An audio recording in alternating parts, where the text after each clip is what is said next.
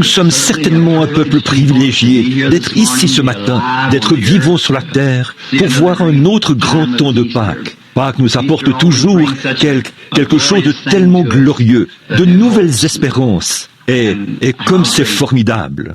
Et juste au moment où j'entrais dans la pièce, là-bas, ce matin, quelqu'un est venu me voir et m'a dit, « Frère Branham, vous savez, le petit bébé, ou le petit enfant, ou quelqu'un pour qui on a prié à Chautauqua l'année dernière, qui était censé se faire enlever le cœur, en faire corriger des valves, ou quelque chose comme ça. Il a dit, le bébé a été guéri, et il est dans le bâtiment ce matin. En effet, il est assis ici ce matin. Alors, c'est très bien. Nous entendrons ce petit témoignage, peut-être juste avant de commencer l'autre service. Et nous sommes simplement un peuple heureux. Maintenant, je vais demander à Frère Neville s'il veut bien lire le passage de l'Écriture dans Matthieu ou dans Luc, l'un des deux, à propos de la résurrection. Si vous ne l'avez pas déjà lu, l'as-tu lu, frère? Donc, pendant que nous nous préparons pour la prière. Et maintenant, après ce service, il y aura le service de guérison. Une fois ce service terminé, vous irez prendre votre petit déjeuner. Puis, après cela, nous reviendrons de nouveau à 9h30 et nous commencerons un autre service. Après, il y aura le service de guérison. Et après, il y aura le service de baptême. Et quel beau moment pour le baptême! Oh là là, la résurrection. C'est pour ça que nous sommes baptisés, parce qu'il est ressuscité. Je me souviens qu'avant que nous ayons notre baptistère ici, j'avais l'habitude d'emmener les gens là-bas, à la rivière, tôt, par des matins frais et glaciaux, pour baptiser les gens là-bas, dans la rivière. Il y a quelque chose à ce sujet c'est un moment sacré. Pâques, c'est un grand moment. Je regardais frère Pat Tyler, assis ici. Je parlais justement à quelqu'un hier soir que lors de nos dernières réunions dans l'Oklahoma, j'essaie maintenant, et je vais l'annoncer, de mettre de côté, jusqu'à ce que Dieu m'appelle à le faire, mon ministère de discernement de longue date, parce que je pense, au début, que le nouveau ministère est en train d'arriver. L'autre soir, personne n'en savait rien. Je l'ai testé sur un enfant qui s'avançait sur l'estrade. Il était né aveugle quand il était bébé, et il était totalement aveugle. Un garçon d'environ 16 ans. Et immédiatement, il a poussé un cri. « Frère Branham, je le peux voir. » Et là, Pat qui se tenait tout près du garçon, quand ses yeux se sont ouverts pour la première fois de toute sa vie. Et alors, je crois que vous, ici, vous avez de grandes attentes, de même que moi, car je m'attends à quelque chose, à ce que Dieu fasse quelque chose pour nous et nous élève à un autre niveau que celui où nous étions. Courbons maintenant la tête pour prier. Notre bienveillant Père Céleste, alors que nous nous sommes rassemblés ici ce matin, dans la petite église au bord de la route, nous te sommes vraiment reconnaissants pour tout ce que cela signifie pour nous, et particulièrement en ce matin de Pâques. S'il n'y avait pas eu de Pâques, nous ne serions pas là où nous sommes aujourd'hui. C'est Pâques qui a scellé toutes les promesses de Dieu. Cela nous les a confirmées. Tout ce qu'il a jamais promis, tout cela est devenu une réalité à Pâques. L'un des plus grands jours de célébration que nous puissions avoir dans l'année. Et nous te demandons, Seigneur, aujourd'hui, de réconforter nos cœurs. Alors que nous sommes assis, nous attendons. Et nous sommes dans l'attente de voir le Saint-Esprit qui est venu après Pâques. Venir sur nos cœurs et nous réconforter et restaurer notre foi par de grandes mesures puissantes, afin que nous puissions mener la vie que Jésus nous a destinée à mener. Nous prions pour chaque individu sans exception, et en particulier pour ceux qui ne peuvent pas sortir et qui ne peuvent se rendre à aucun service aujourd'hui. Dieu, sois avec eux, et que ce Pâques-ci soit pour eux un vrai Pâques, qu'ils sortent de leur lit et qu'ils obtiennent une nouvelle santé qu'ils n'ont jamais connue auparavant. Accorde-le, Seigneur. Puisse chacun de tes prédicateurs, chacun de tes serviteurs, partout dans le monde aujourd'hui, qui célèbre ce grand jour commémoratif, puisse-t-il avoir l'onction, la force et la puissance pour apporter à leurs assemblées les brebis qui sont dans l'attente, la nourriture que Dieu a en réserve pour son peuple. Accorde-le, Seigneur. Nous attendons humblement notre portion au nom du Seigneur Jésus-Christ. Amen. Je vais demander à Frère Neville de lire le passage des Écritures sur la résurrection. Après le sabbat, à l'aube du premier jour de la semaine, Marie de Magdala et l'autre Marie allèrent voir le sépulcre. Et voici, il y eut un grand tremblement de terre, car un ange du Seigneur descendit du ciel, vint rouler la pierre et s'assit dessus. Son aspect était comme l'éclair, et son vêtement blond comme la neige. Les gardes tremblèrent de peur et devinrent comme morts. Mais l'ange prit la parole et dit aux femmes, « Pour vous, ne craignez pas, car je sais que vous cherchez Jésus qui a été crucifié. Il n'est point ici, il est ressuscité, comme il l'avait dit. Venez, voyez le lieu où il était couché, et allez promptement dire à ses disciples qu'il est ressuscité des morts. Et voici, il vous précède en Galilée. C'est là que vous le verrez.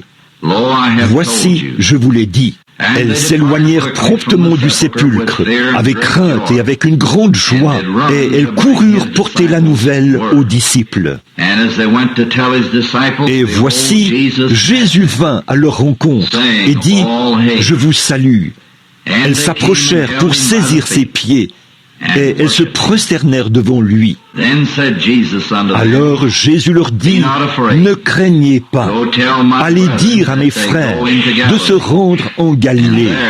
C'est là qu'ils me verront. » Pendant qu'elles étaient en chemin, quelques hommes de la garde entrèrent dans la ville et annoncèrent aux principaux sacrificateurs tout ce qui était arrivé.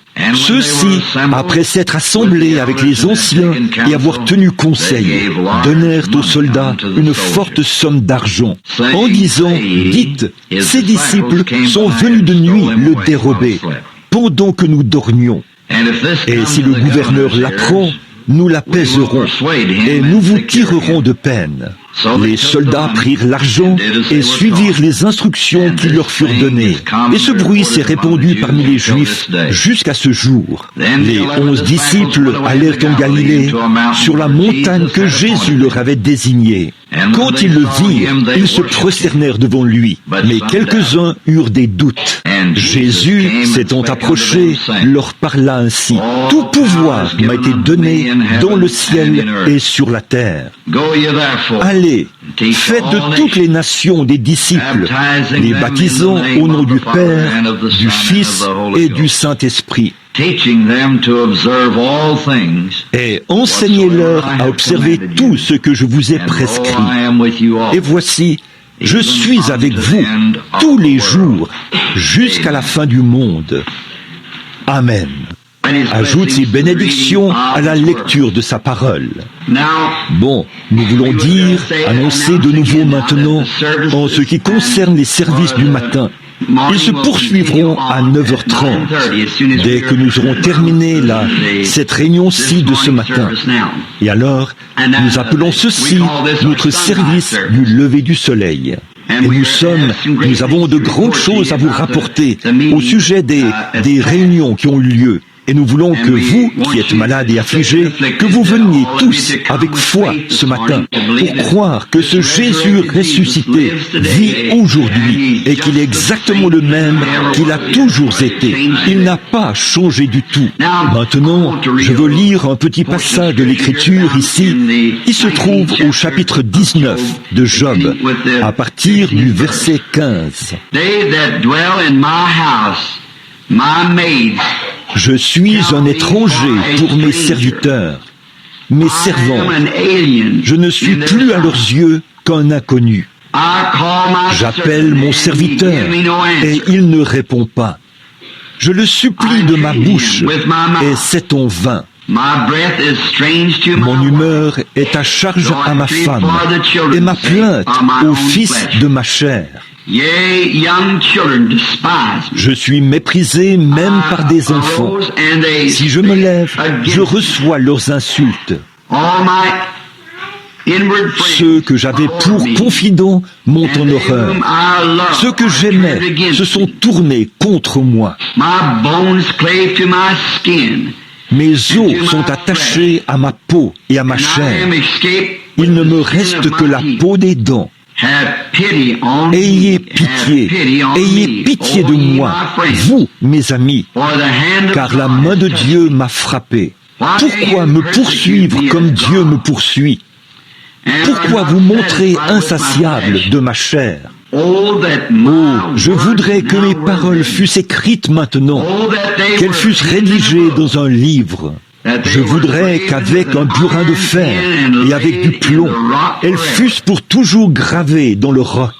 Mais je sais, mon Rédempteur est vivant et qu'il se lèvera le dernier sur la terre. Quand ma peau sera détruite, il se lèvera. Quand je n'aurai plus de chair, je verrai Dieu. Je le verrai et il me sera favorable. Mes yeux le verront et non ceux d'un autre. Mon âme languit d'attente au-dedans de moi. J'aimerais prendre ceci comme sujet, tiré de Job 19. Je sais. Le patriarche de cette époque était un peu comme nous le sommes aujourd'hui. Il s'était retrouvé avec de gros problèmes, comme on dit, dans des hautes eaux, et il était à bout. Bien des jours, il s'asseyait sur le tas de cendres, et il essayait de trouver des mots pour se consoler. Il essayait de trouver quelque chose qui lui donnerait du courage.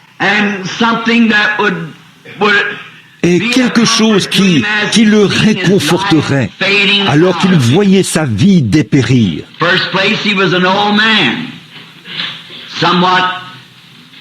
D'abord, c'était un vieillard d'environ 90 ans, et il a été frappé par la main de Dieu. Or, nous savons que Dieu ne l'avait pas touché de sa main, mais que Dieu avait permis à Satan de le toucher. Dieu n'utilise que des intermédiaires pour faire les choses. Si Dieu veut qu'un mal soit fait, il laisse simplement Satan aller le faire. Et s'il veut que le bien soit fait, il a ses serviteurs qu'il laisse aller le faire. Et Satan avait touché Job dans un but, pour l'éprouver, parce que lui et Dieu avaient eu un débat. Et Dieu a dit à Satan, « J'ai un serviteur sur la terre, il n'y a personne comme lui. Tout ce que je lui dis, il le fait. C'est un homme parfait et un homme juste. » Et Satan a dit, « Si tu me le livres, je l'amènerai à te maudire en face. » Job ne savait pas que toutes ces choses se passaient. Et le patriarche a été plongé dans une profonde détresse.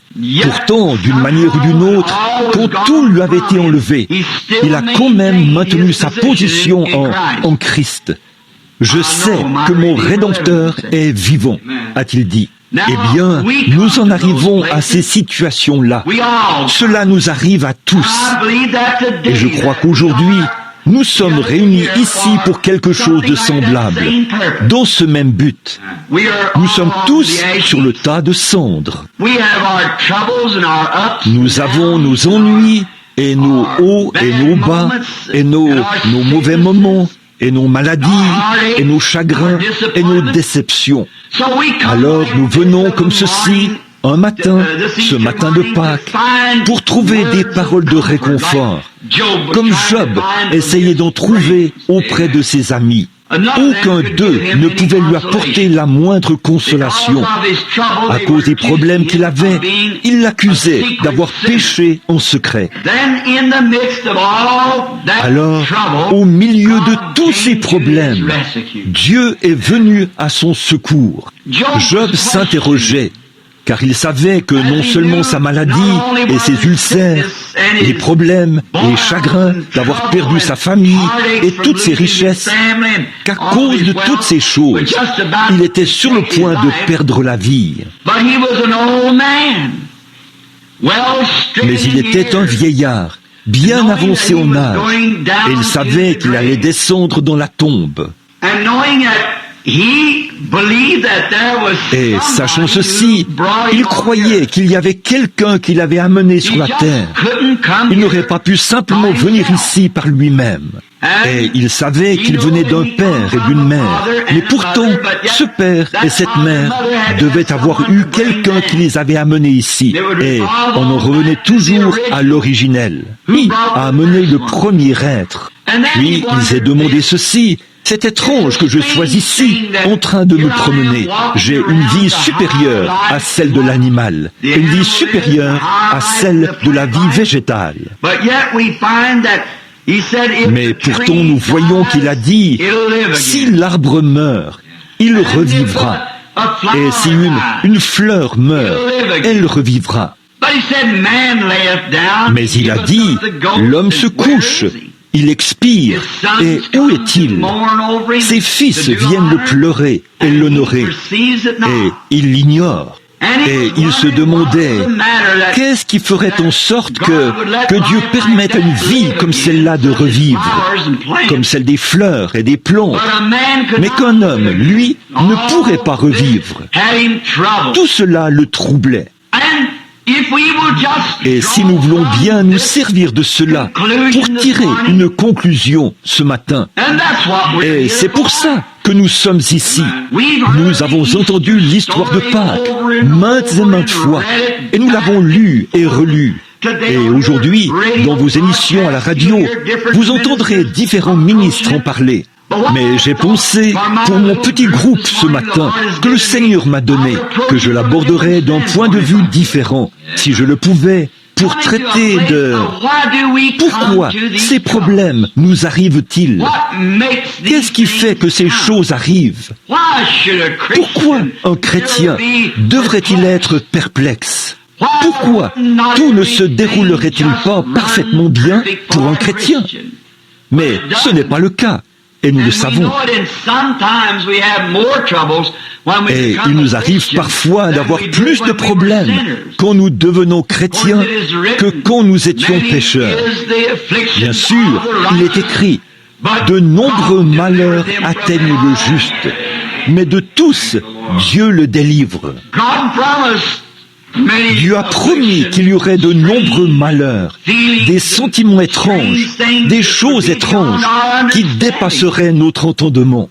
Mais ces choses arrivent toujours pour notre bien. Nous ne pouvons pas les comprendre, parce que si nous les comprenions, alors pour nous, il ne serait pas question de foi. Nous nous reposerions sur une compréhension. Mais nous mettons en pratique, et nous possédons, et nous croyons par la foi sa parole. Ces choses vont produire pour nous quelque chose de bon. Si nous pouvions saisir cela aujourd'hui, ce matin, si nous pouvions saisir que tous nos problèmes, et aucun de nous n'est à l'abri d'en avoir, et si nous pouvions nous rendre compte que ces choses arrivent pour notre bien, It is written in one of the scriptures in the Bible that dans l'un des passages de l'écriture de la Bible, il est écrit que les épreuves que nous subissons nous sont plus précieuses que l'or, car c'est Dieu qui nous envoie ces épreuves. Après que nous sommes devenus sa propriété, après notre confession, notre baptême et notre promesse de marcher pour lui dans cette vie, alors toutes les épreuves qui nous arrivent ont pour but de nous perfectionner pour sa gloire. Elles ont pour but de nous amener à un point où Dieu pourra alors devenir plus réel pour nous qu'il ne l'était avant que l'épreuve arrive. Je veux me joindre à Job ce matin, dire que j'ai vécu assez longtemps pour savoir que c'est la vérité. J'ai constaté cela dans ma propre vie. Chaque fois qu'une situation grave survient, quelque chose que je ne peux ni contourner, ni fuir, ni surmonter, Dieu ferait un passage. Et au bout du compte, c'est glorieux. Je me demande bien comment sa grâce arrive à accomplir cela. Pourtant, il le fait. Et souvenez-vous, dans toutes ces choses, Satan essaie de nous rendre nerveux et de nous bouleverser pour nous amener à penser, oh, pourquoi est-ce que ceci est arrivé? Pourquoi n'aurais-je pas pu être comme ceci? Il y a quelques jours, quand je suis sorti de l'endroit le plus beau et le plus magnifique que j'ai jamais vu de toute ma vie, c'était le grand édifice de notre frère, Oral Roberts. Quand j'ai vu ce marbre massif, et pas une fenêtre nulle part, mais comme c'était bien arrangé, j'ai été à Hollywood, et j'ai été dans des palais de rois, et j'ai été dans tous les endroits possibles, ou presque, partout dans le monde, et dans des demeures, et tous les endroits chics et charmants. Mais je n'ai jamais rien vu, aucun endroit comparable à cela, nulle part. Comment les petits fils d'aluminium sont tissés ensemble à l'intérieur. Et, oh, je n'ai jamais rien vu d'aussi magnifique de toute ma vie. Quand j'ai marché dans ce bâtiment, j'ai passé mes mains sur ces pilastres et le merveilleux granit. Le tout représentait la forme de la Trinité, du Père, du Fils et du Saint-Esprit. C'était gravé sur cela, toutes ces choses. Je venais de rentrer de chez frère Tommy Osborne et j'avais vu sa grande œuvre puissante pour le Seigneur. Je me suis tenu à l'extérieur, j'ai regardé cet édifice et j'ai pensé, oh Dieu, sûrement que je suis devenu un hypocrite, sûrement que je suis devenu un paria à un moment donné, car les ministères de ces hommes découlent du mien. Et j'ai pensé, quoi? Peut-être que je suis si peu digne de confiance, Seigneur, que tu ne pouvais pas me confier quelque chose comme ça. Même le peu d'argent que tu m'as donné pour payer les compagnes et tout. Maintenant, ils essayent de m'envoyer au pénitencier pour ça. Et pourquoi suis-je un tel hypocrite? Ou pourquoi suis-je si peu digne de confiance? J'étais sur le tas de cendres, comme Job autrefois.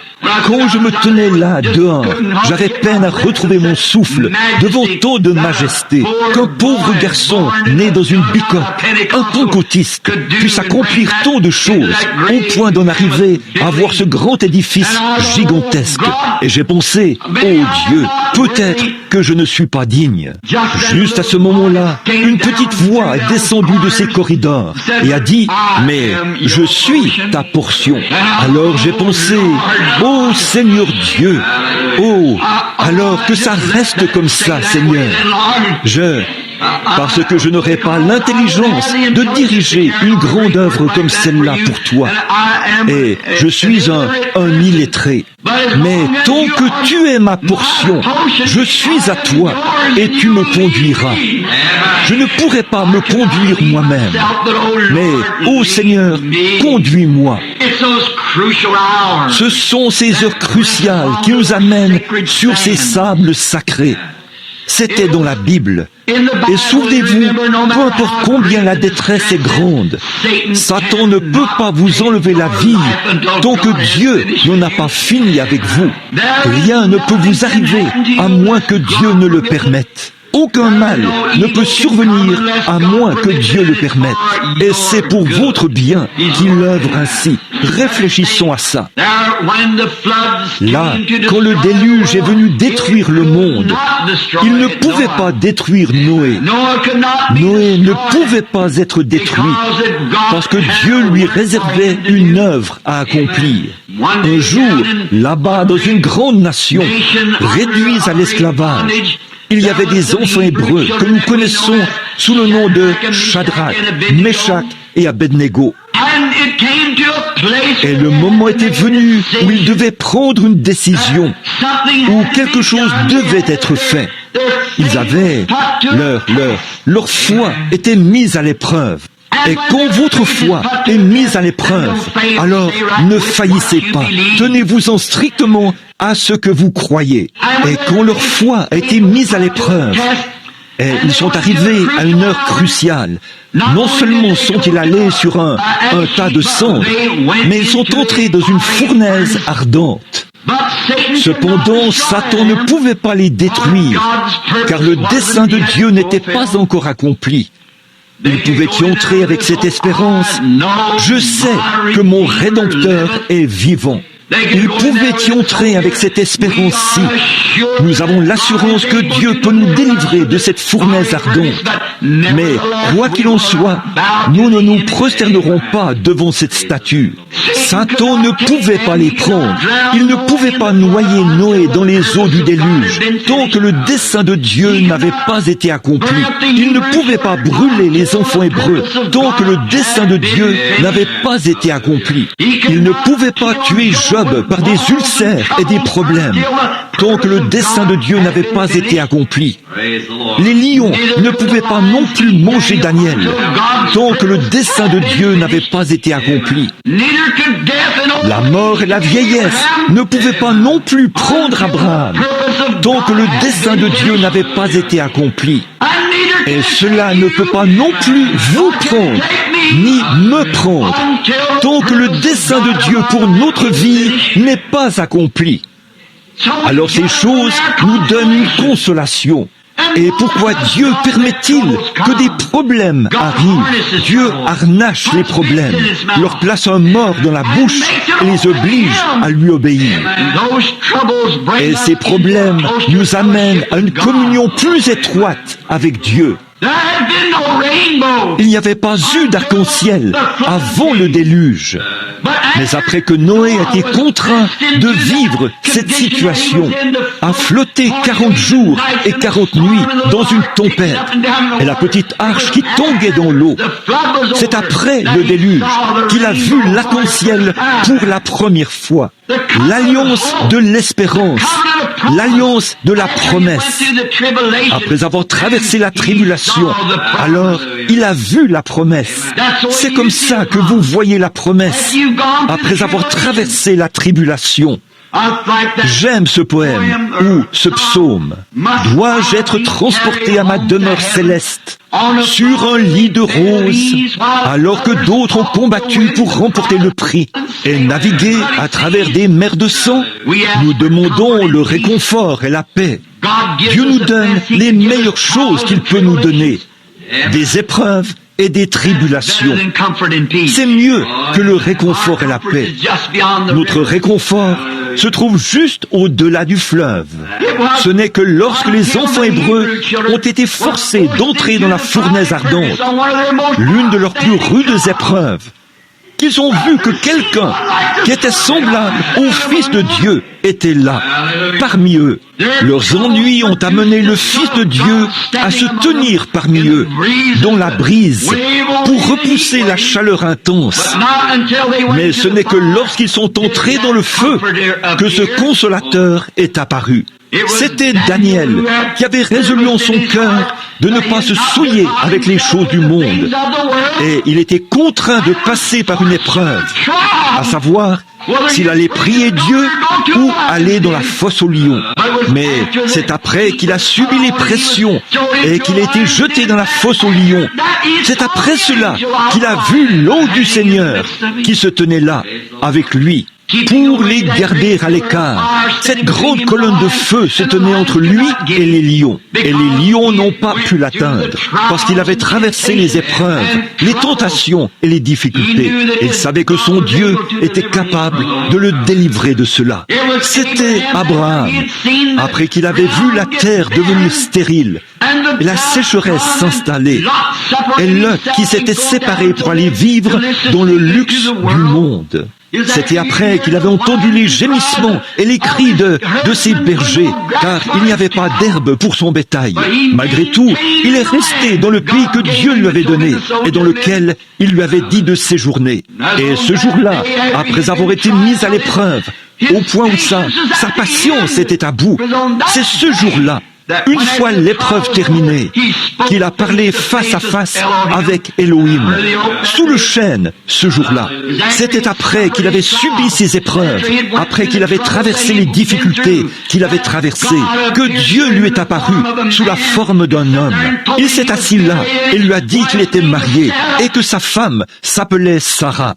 Et il a dit qu'elle s'était moquée de lui dans la tente derrière lui. C'est là qu'Abraham l'a appelé Elohim. C'était après l'épreuve et la tribulation. Oh, si seulement l'Église pouvait prendre conscience aujourd'hui d'où elle en est, pour constater qu'après les ennuis et les épreuves, les rires et les moqueries, les choses que l'Église a traversées, l'Église pentecôtiste, nous voyons Dieu au milieu de nous accomplir de grands signes et des prodiges. Après les peines et les ennuis du jour, après que tout sera passé, alors nous verrons enfin Jésus. Il m'attendra. Jésus, si beau et fidèle, sur son beau trône, il nous accueillera à la maison. Une fois le jour terminé, pendant qu'il fait jour, travaillons. Tous ces grands hommes, ça prendrait une grande partie de notre réunion du matin si nous les mentionnions tous. Ils sont passés par des épreuves et ils ont vu Dieu. Ils sont passés par des épreuves et ils ont vu des anges. Ils sont passés par des épreuves et des révélations et vu des signes et des prodiges et des choses. Mais, oh, aucun d'eux n'a vu ce que Job a vu. Tous ces hommes, après avoir vu des anges et vu Dieu et toutes ces choses, ils n'ont jamais rien vu qui puisse leur donner l'espoir qu'il y a quelque chose au-delà de la tombe. Mais Job a vu la résurrection. Il a vu Pâques. Il a vu la chose qui réconforte chaque cœur. Et quand il l'a vu, oh, je voudrais que mes paroles soient écrites dans un livre. Oh, je voudrais qu'avec un burin de fer, elles soient gravées dans le roc. Vous voyez, tout s'était retourné contre lui. Même ses serviteurs ne voulaient pas lui parler. Sa femme était une inconnue. Il était là, sur le tas de cendres. C'était une grande épreuve. Et les gens de l'Église sont allés le voir et lui ont tourné le dos pendant 7 jours. Et il n'y avait personne pour le réconforter. Alors, il a dû avoir la vision de Pâques quand il s'est écrié « Je sais que mon Rédempteur est vivant et qu'au dernier jour, il se tiendra sur la terre. Je sais. Oh, je voudrais qu'avec un burin de fer, mes paroles soient écrites dans une pierre. Je voudrais que mes paroles ne puissent plus jamais s'effacer, car je sais que mon Rédempteur est vivant. Je sais. Qu'est-ce que tu sais, Job? Je sais que mon Rédempteur est vivant. Avez-vous remarqué? Non seulement c'était quelqu'un de vivant, mais il était un Rédempteur pour Job. Oh, béni soit le nom du Seigneur. Je suis si heureux d'être une partie de Pâques, d'être une partie de cette résurrection. Et nous en sommes une partie ce matin, parce qu'en nous habite cette vie de la résurrection. Nous, le participant, qui a produit Pâques. Je sais que mon Rédempteur, qu'est-ce que vous savez? Ce n'est pas une supposition pour moi. Nous avons trop de suppositions aujourd'hui. Je sais que mon Rédempteur est vivant. Oui, monsieur. Eh bien, qu'est-ce qu'il était? S'il était vivant, il était un Rédempteur pour Job. Mon personnel, mon Rédempteur est vivant. Et que sais-tu d'autre, Job? Qu'as-tu vu dans cette vision? Et au dernier jour, il se tiendra sur la terre. Quand les vers de ma peau détruiraient ce corps, de ma chair, je verrai Dieu. Moi-même, je le verrai. Je sais que mon Rédempteur est vivant et qu'il se tiendra au dernier jour sur la terre. Quand mes reins se seront consumés dans mon sein, quand les vers de ma peau détruiraient ce corps, de ma chair, je verrai Dieu. C'était là la plus grande vision. Daniel a vu un ange. Les enfants hébreux ont vu le Fils de Dieu. Noé a vu l'arc-en-ciel. Abraham a vu Dieu face à face. Mais Job a vu la résurrection. Job a regardé en avant. Tous les patriarches et les grands saints de la Bible attendaient ce jour-là avec impatience, avec l'assurance, par leur vision, par leur révélation, qu'il viendrait un temps où il y aurait une résurrection. Maintenant, nous voyons de grandes œuvres s'accomplir. Nous voyons de grandes puissances de Dieu. Nous voyons de grandes choses qu'il pourrait faire. On ne peut pas regarder le soleil sans savoir que c'est la puissance de Dieu qui fait tourner le monde autour du soleil. On ne peut pas voir l'arrivée du printemps sans savoir qu'il y a un Dieu. On peut voir la guérison des yeux des aveugles, des oreilles sourdes, et savoir que c'est Dieu. Mais qu'en est-il si c'était tout ce qu'il y avait et qu'après notre mort, nous n'existions plus? Mais la résurrection, Pâques, oh, voilà ce qui a scellé tout ce que Dieu avait promis. C'était la résurrection. Et il faut qu'il y ait une crucifixion avant qu'on puisse avoir une résurrection et avant que l'Église puisse voir une puissance ressuscitée, avant que je puisse moi-même voir un nouveau ministère se mettre en action, avant que vous puissiez entrer dans une nouvelle communion avec Dieu. Il faut qu'il y ait une crucifixion de soi-même pour qu'il y ait une résurrection. Nous devons mourir à nos propres pensées, mourir à nos propres voies, mourir à tout ce qui nous entoure, passer par les épreuves et les tribulations, afin que nous puissions voir une nouvelle résurrection, une nouvelle vie. Avant qu'un pécheur puisse devenir chrétien, il doit y avoir une mort, puis une résurrection. Avant qu'Abraham puisse voir Elohim, il a fallu qu'il y ait 25 ans d'épreuve. Avant que les enfants hébreux puissent voir le Fils de Dieu, ils ont dû entrer dans une fournaise ardente. Avant que Daniel puisse voir un ange, il a dû aller dans la fosse aux lions. Avant que Job puisse voir la résurrection, il a dû traverser cela et perdre tout ce qu'il avait. Mais ensuite, par une vision, il a vu. Et si Job, par une vision, pouvait s'appuyer si fermement sur une promesse, à combien plus forte raison devrions-nous le faire après que Christ ait ressuscité des morts et qu'il est devenu les prémices de ceux qui dormaient et qu'il a fait revenir le Saint-Esprit sur nous comme sceau de la promesse, afin que nous aussi nous vivions. Car je vis, vous vivez aussi. Nous voyons sa glorieuse présence au milieu de nous, à l'œuvre, accomplissant les mêmes signes et prodiges qu'il a accomplis sur la terre, ce qui nous donne l'espérance. Et nous arrivons à la résurrection, et là, nous restons sur notre tas de cendres. Relevons-nous du tas de cendres aujourd'hui, avec une nouvelle vision, avec une nouvelle puissance, avec une nouvelle détermination, afin que nous voyions Dieu dans sa puissance. Nous voyons venir la résurrection des choses. Nous sommes à l'heure de la mort. Nous sommes là, aux portes de la mort.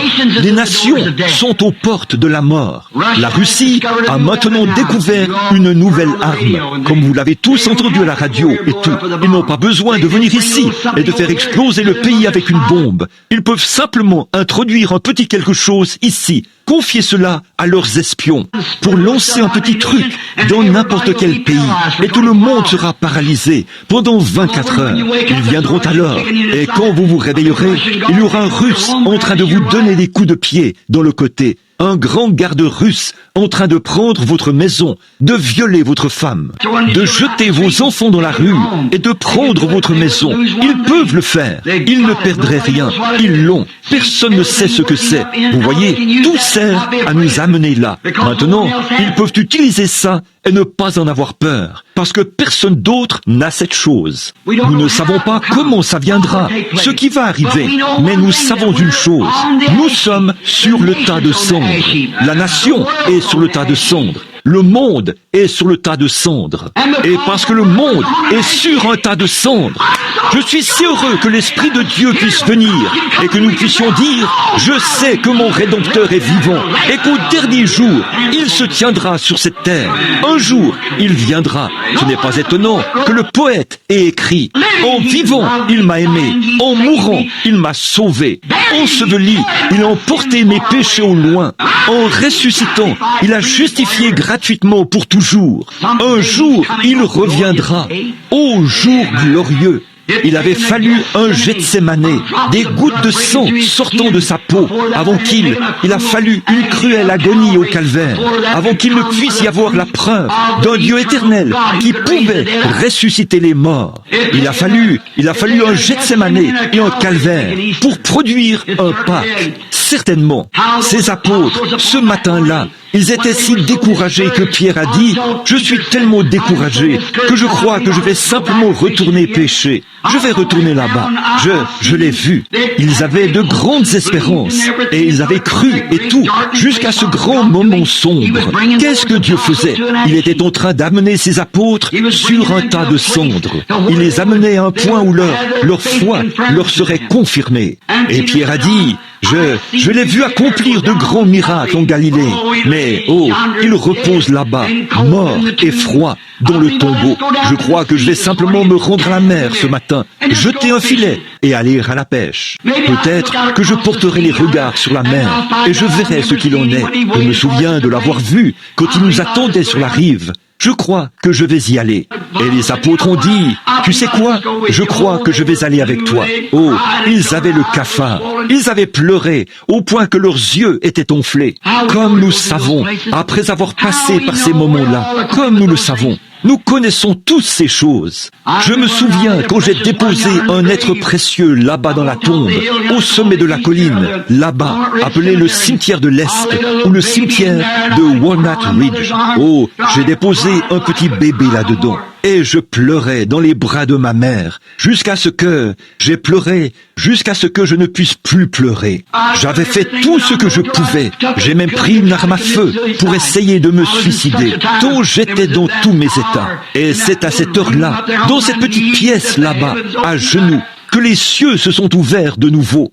Et je l'ai vu, debout là, dans la splendeur de l'immortalité. C'est à cette heure-là que j'ai senti ses bras autour de mes épaules. Et elle a dit, « Bill, tu ne comprends pas. Nous sommes dans une bien meilleure situation que toi. Vous voyez, il faut une crucifixion. Il faut écraser la fleur pour en dégager le parfum. Il faut écraser une vie pour en tirer le meilleur parti qui soit. C'est pour ça que Jésus a dû être écrasé pour produire ce qu'il était. Il ne pouvait pas se tenir là avant la crucifixion et dire « Tout pouvoir dans les cieux et sur la terre a été remis entre mes mains. » Mais après la crucifixion, il pouvait se tenir là et dire « Tout pouvoir dans les cieux et sur la terre a été remis entre mes mains. » Mais qu'est-ce qu'il a fallu faire? Il a d'abord fallu que la crucifixion arrive. Il a fallu que les apôtres soient écrasés et déçus. Ils avaient vu leur Sauveur, celui qu'ils avaient aimé, et ils l'avaient même vu ressusciter les morts de la tombe. Ils l'avaient vu faire cela, et là, ils pensaient, il est là, froid, dans la tombe, lui-même, ce matin. Il a fallu ces gens qu'il avait vus ouvrir les yeux des aveugles, qu'il avait vus se tenir là et percevoir les pensées mêmes qui étaient dans le cœur des gens. Comment n'a-t-il pas su, disait-il, qu'il venait le chercher? Comment le savait-il? Pourquoi ne savait-il pas que Judas allait le trahir? Pourquoi ne savait-il pas que les soldats gravissaient les montagnes, là, armés de bâtons, d'épées et tout, pour l'attraper, s'ils pouvaient percevoir leurs pensées? Vous voyez, le diable s'acharnait sur eux, il les mettait sur un tas de cendres, et cela allait leur servir de témoignage. Je sais, non pas je pense, ou peut-être que c'est vrai, je sais. Et n'oubliez pas, ces épreuves vous sont infligées dans le même but, de sorte que vous ne direz pas, eh bien, peut-être que ceci est vrai, peut-être que l'écriture est vraie, peut-être que la guérison divine, c'est vrai, peut-être que le Saint-Esprit, c'est vrai. Mais quand vous vivez cette expérience et que vous vous levez de ce tas de cendres et que vous recevez la révélation de Dieu par le baptême du Saint-Esprit, vous pouvez crier, « Je sais que mon Rédempteur est vivant parce qu'il vit en moi. » Pierre a dit, « Je vais aller à la pêche. » Les apôtres ont dit, « Je crois que je vais y aller avec toi. » Et ils étaient là, sur leur tas de cendres, au milieu de la mer, et les ennuis qui continuaient à les accabler. Et je peux entendre l'un d'eux dire, « Oh, comment cela a-t-il pu arriver, Pierre? Comment est-ce possible qu'un homme tel que lui meure? Comment a-t-il pu être mis dans la tombe comme il l'a été? Comment a-t-il pu permettre à ces gens de lui cracher au visage et de lui arracher la barbe, de mettre cette couronne sur sa tête? Comment a-t-il pu faire ça? Oh, tout en étant Dieu, je n'arrive tout simplement pas à comprendre. Oh, quelle déception!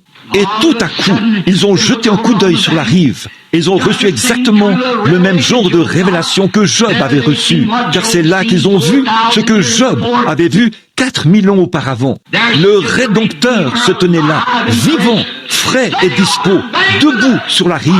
Il y avait un feu sur lequel il avait cuit du poisson et il leur a parlé, les invités à venir. Jésus a dressé la table pour nourrir les saints de Dieu. Il invite ses élus, viens au repas. De sa manne, il nous nourrit, subvient à tous nos besoins. Oh, qu'il est bon de souper avec Jésus-Christ tout le temps. Comme nous pouvons penser à cela, qu'il a fallu que ces grandes choses arrivent. Comment l'apôtre Paul, ce grand apôtre qui a traversé son temps de détresse, quand il était témoin de la mort d'Étienne, et qu'il l'a vu lever son petit visage vers le ciel, pendant que les pierres le frappaient au visage, et il a levé les yeux et a dit, « Je vois les cieux ouverts, je vois Jésus debout à la droite de Dieu. » Il a dit, « Seigneur, ne leur impute pas ce péché. » Et Paul, qui tenait les tuniques, cela l'avait placé pendant des semaines et des semaines sur le tas de cendres. Il marchait de long en large, si bien que son esprit était troublé, au point où il était en route vers Damas pour s'efforcer de s'en sortir, comme un homme qui va vers une bouteille de whisky pour essayer de noyer son chagrin. Il était en train de vivre cela, quand une voix du ciel s'est fait entendre.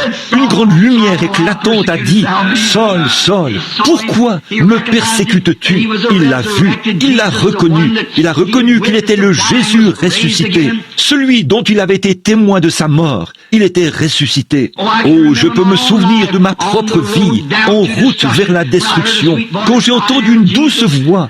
Je suis Jésus. Autrefois j'étais mort, mais je suis vivant au siècle des siècles, car je vis, tu peux vivre aussi.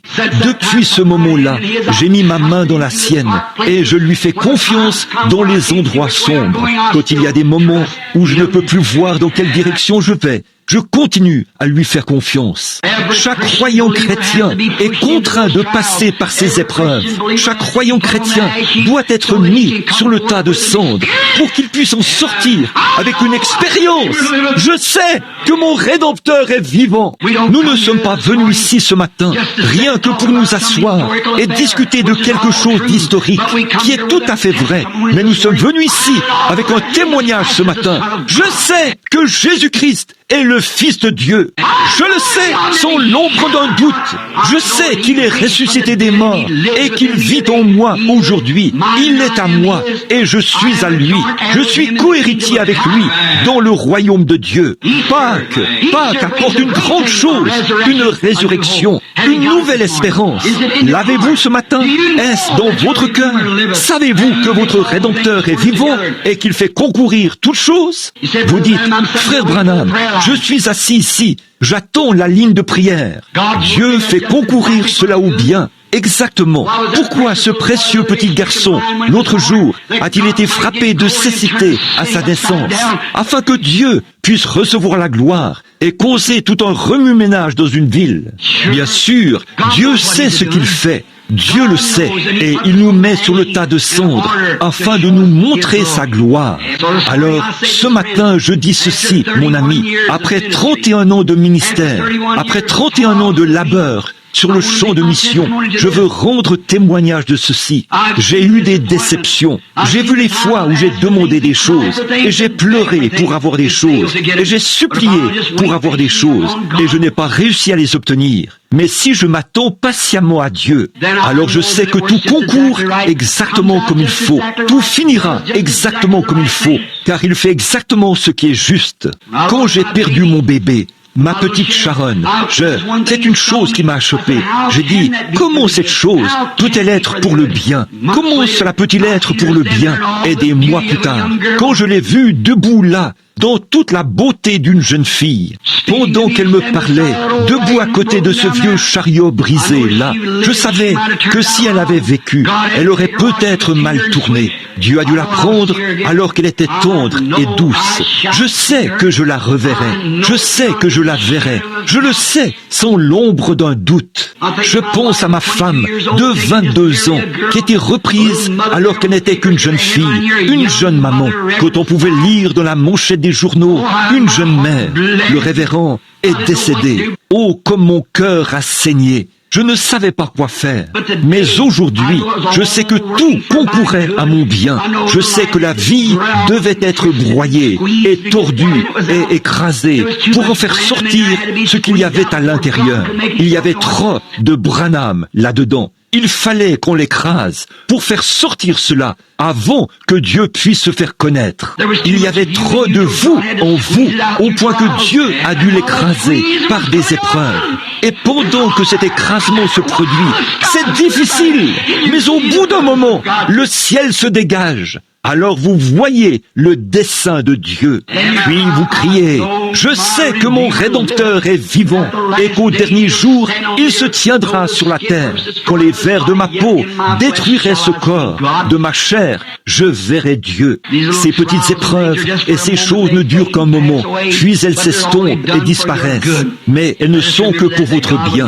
Souvenons-nous-en, afin que Dieu en reçoive la gloire. Pouvons-nous courber la tête un instant? Je voudrais demander, avant la prière, y a-t-il quelqu'un ici qui aimerait qu'on se souvienne de lui dans un mot de prière, avant que nous terminions? Que Dieu vous bénisse. Combien ici dirait, je veux que Dieu, à l'heure de mon épreuve maintenant, me donne une nouvelle expérience, pour que je puisse en sortir renouvelé? Levez la main, pour dire, je veux que ceci soit une résurrection pour moi, un Pâques, pour me ressusciter avec de nouvelles espérances et de nouvelles puissances, une nouvelle santé et une nouvelle joie. Que le Seigneur vous bénisse, mes chers amis. Oh, notre Dieu et notre Sauveur, nous te sommes si reconnaissants pour ce Pâques, pour ce qu'il représente pour nos cœurs. Et par la foi, là-bas, d'un bout à l'autre du pays, nous pouvons voir la venue du Seigneur Jésus. Alors qu'il se prépare maintenant, mettant ses vêtements royaux. Et l'Église est en train de mettre. L'époux met sa robe de mariée. Il y aura bientôt une grande réunion. Ce tas de cendres ne peut pas subsister éternellement. Quand on entend les gens rire, se moquer de nous et nous traiter de ce nom scandaleux d'exalté, et se moquer de nous et dire que nous n'avons même pas toute notre tête. Oh, ça ne peut pas durer continuellement, Seigneur. Mais fais que nous soyons comme Job, que nous maintenions notre témoignage.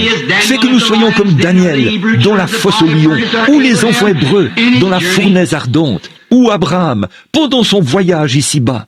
Aide-nous, ô Seigneur, à rester fidèles jusqu'à ce que nous voyions cette grande chose se produire, quand la trompette retentira et que les morts en Christ ressusciteront. Nous, les vivants qui serons restés, nous serons changés en un instant, en un clin d'œil.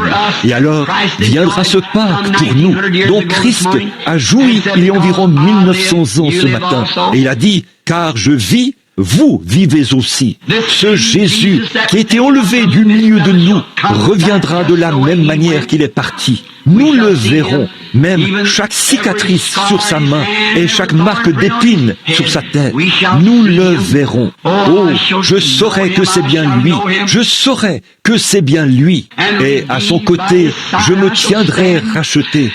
Oui, Seigneur, mon pauvre cœur, alors que mon corps affaibli commence à fléchir sous ce fardeau, les soucis et les peines des champs de la moisson, des champs de mission, et les hauts et les bas, et l'indifférence entre les ministres arrogants, et ainsi de suite, d'un bout à l'autre du pays, et les gens qui méprisent. et les puissances du mal. Mais, ô Seigneur, un jour, nous descendrons comme Élie au fleuve. Nous regarderons par là-bas et, attelés à chaque buisson, il y aura un char de feu qui nous emportera. Fais-nous savoir que ces tas de cendres ne sont que des voiles qui nous empêchent de voir cette grande chose qui nous attend, cette grande gloire. Puissions-nous rester fidèles comme Job, jusqu'à ce que nous puissions le voir face à face. Puissions-nous être aussi fidèles que notre Seigneur l'a été, notre exemple, afin d'aller au calvaire, être prêt à être crucifié et être crucifié avec lui, pour qu'il y ait une résurrection dans notre vie. Accorde-le, Seigneur. S'il y a ici des moqueurs qui étaient comme Paul d'autrefois, qui se sont moqués de cela, puissent-ils trouver Pâques sur le chemin du retour ce matin. Accorde-le, Seigneur. Nous prions, Seigneur, que ceux qui sont sur le tas de cendres de la destruction, sur le tas de cendres de la maladie, que ceci sera l'heure où ils seront délivrés. Hier soir, je parlais à cette petite femme près de la roulotte et à son mari là-bas, à Phoenix. Ils étaient dans un état grave, avec ces gros cancers dont ils souffraient. Et maintenant, aujourd'hui, ils sont en parfaite santé et bien portants. Et le petit bébé à qui on allait enlever le cœur est assis ici, dans le bâtiment, ce matin. Il est bien portant et en bonne santé. Un petit garçon aveugle qui marchait autrefois dans les ténèbres et qui n'avait jamais vu la lumière du jour marche aujourd'hui et voit la lumière du jour. Et, ô Dieu, combien nous t'en remercions. Et tout cela indique ce qu'il y a de l'autre côté du voile, ce grand jour de la résurrection. Accorde-le, Père, fais qu'il sache qu'il fallait que ces choses se passent ainsi. Ce petit garçon qui a pu voir et le petit enfant qui avait des problèmes cardiaques, pour qu'un témoignage puisse être donné aux autres. Toutes ces choses concourent au bien de ceux qui t'aiment. Tout cela a été rendu possible pour nous parce qu'il y en a un qui a obéi pendant l'épreuve. Il y a eu quelqu'un qui a supporté l'épreuve et c'est Jésus, celui qui était si obéissant au Père que le Père l'a ressuscité le matin de Pâques, parce qu'il était impossible qu'il soit retenu par la mort, car je ne permettrai pas que mon sein voie la corruption et je n'abandonnerai pas son âme dans le séjour des morts, car il a été trouvé fidèle, faisant toujours ce qui était agréable au Père. Ô Dieu, puissions-nous toujours rester fidèlement à notre poste, peu importe nos épreuves et nos ennuis, quoi que ce soit, puissions-nous toujours dire, je sais que toute chose concourt au bien de ceux qui aiment Dieu. Accorde-le, Père. Nous bénissons ces gens ce matin avec tes bénédictions. Ils sont arrivés de bonne heure, de différents lieux. Ils sont venus au tabernacle. Ils sont venus pour trouver du réconfort. Puissent-ils rentrer chez eux ce matin avec la puissance du Saint-Esprit qui brûle dans leur cœur. Marchons sur la route comme ceux qui revenaient d'Emmaüs en disant « Notre cœur ne brûlait-il pas au-dedans de nous ?» lorsqu'il nous parlait ton chemin. Accorde-le, Père. Je te les confie maintenant au nom du Seigneur Jésus-Christ.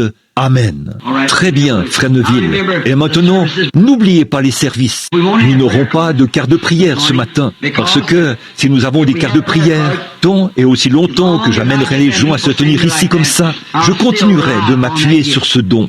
Il faut que j'en arrive au point où je laisse ça de côté, au point où je puisse m'avancer ici et pouvoir... J'ai peur. Il me semble avoir peur. Et j'ai peur de faire une erreur. Perdre une bataille, ce n'est pas perdre une guerre. Patton a perdu plusieurs batailles, mais il n'a jamais perdu une guerre. C'est vrai.